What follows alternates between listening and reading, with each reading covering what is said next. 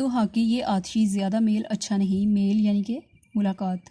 ज़रा सी देर में बिगड़ बैठें तो जलाकर खाक कर दें। बिगड़ बैठना यानी कि नाराज़ होना। बाढ़ में जाए परस्तान और परस्तान की शादी। चल चल अपने घर चल और हाथ जोड़कर अर्ज़ किया, शहज़ादी की शादी आपको जब जब नसीब हो मुझे तो जाने दीजिए। जब जब नसीब हो यानी कि बार बार नसीब हो मुझे तो जाने दीजिए। ये सुनकर शहज़ादी की आंखों में आंसू भर आए। वो बोली, सईदानी भी तुम क्यों जाती हो? हमारा दिल कुड़ता है। दिल कुड़ता है यानी कि दिल बहुत परेशान होता है। ना जाओ, यहीं रहो। मेरे कलेजे पर चोट सी लगी यानी कि मुझे बहुत दुख हुआ। बड़ी मुश्किल से अपने आप को संभाल कर बोली, सईदानी तुम परवारी बीवी, तुम अपना जी ना बारी ना करो। तुम बुलाओगी तो 100 दफ़ा आऊँगी। एकाएकी दुनिया नहीं छूट सकती। एकाएकी यानी कि अचानक से दुनिया नहीं छूट सकती।